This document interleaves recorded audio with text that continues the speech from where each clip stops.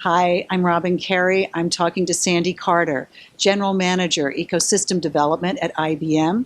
We're meeting here atop the fabulous IBM building at 57th and Madison.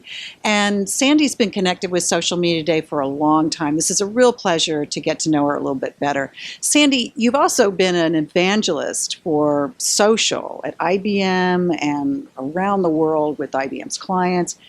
What was the bug that bit you? Well, I think I first started with social when I was running a brand in marketing at IBM. And what got me really excited was I was looking for new ways to help IBM reach a new market. And blogging had just come out. That was like all there was on social at the time. And so we tried some experimentation with blogging and we found that it really helped to elevate our brand. And that tie of social blog to a business result really energized me and then got me to experiment and try a lot of the new tools as they came out, like Twitter and other social elements out there. But one of the things I've always admired about you is that you consistently talked about social years and years and years ago in terms of business results. And yet you were sort of on the vanguard of that. Why do you think it's taken so long for businesses to see that social actually had some ROI? Well, I think part of the reason is that as companies are looking at social, many companies, instead of looking at this as a business element, they look at it as a channel. And therefore, when you consider social that it's just a channel and it's part of the mix, it's not really measurable, if you would. I think one of the great things is that IBM has given me great training to really think about things as business elements and how they drive your business process.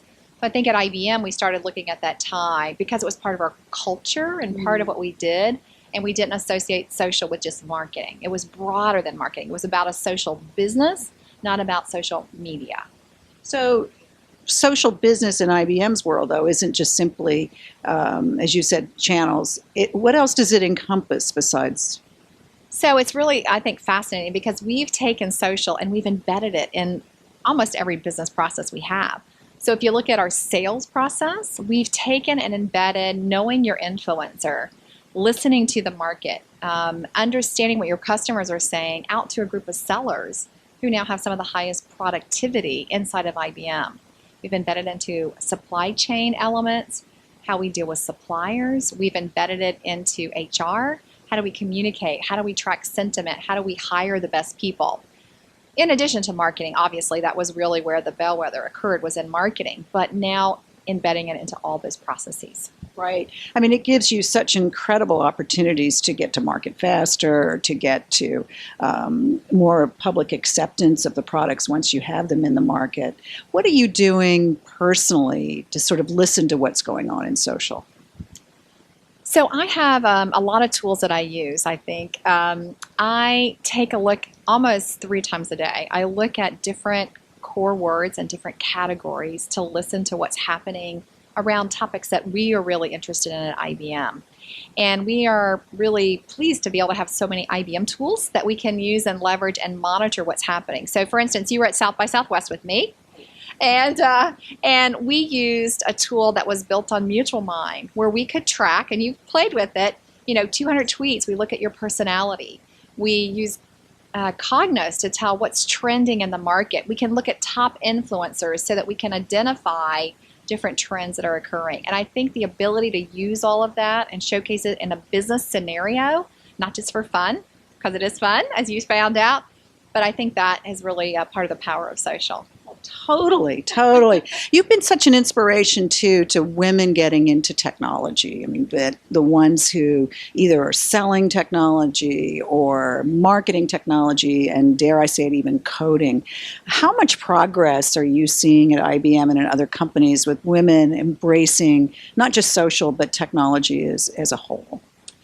You and I were just having lunch and we were chatting about the big gap in girls coming up who code. In fact, this morning I met with the group, the CEO of Girls Who Code, and she gave me some just stats that were just heartbreaking around the number of girls in the U.S. So not just boys versus girls, but just girls in the U.S.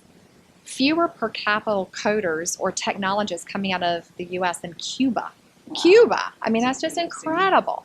So, I mean, the thing I like about IBM is IBM has really embraced women technologists. And we've done a lot of things starting right at the beginning for young girls at the Excite camps, getting them interested in technology and social, all the way up to colleges and, on our own IBM staff as well. So I think this is a big focus, but I think it's something, Robin, I know you feel very passionately about it. I think it's something that all of us need to do, not just for ourselves, but for our children growing up and, our grandchildren coming, that this is going to be a U.S. competitive issue.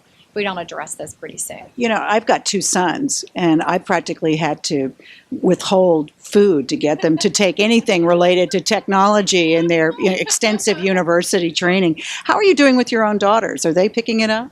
The great thing is that technology is so broad. So I have one daughter who is a math girl. I think she's going to do really well.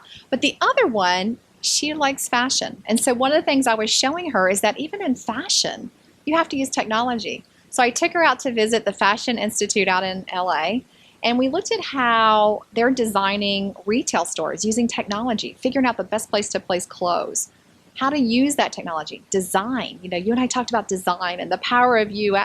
I think that this is an area where a lot of girls can get excited. It's not just about sitting in the back room and coding. Technology is everywhere. And this morning we heard about a group of young girls who went out to a club last night. And it was funny because the DJs were actually mixing music with 6 iPhones.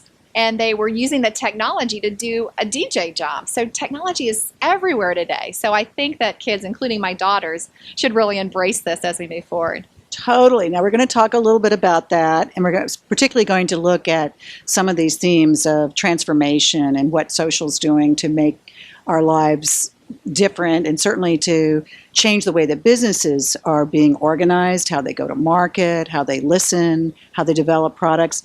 And you're going to be speaking on September 16th in Atlanta, right? That's right. I'm so excited because Robin was just telling me about the social shakeup. It sounds so exciting because it's a nice group, a community. We can really have meaningful conversation, brainstorm, get great new ideas. So I am really excited to come shake it up in Atlanta with you for sure. Well, I won't make you do disco on the stage like I did last year, but I'm really glad you're going to be there, and thanks for talking to us today. Thank you.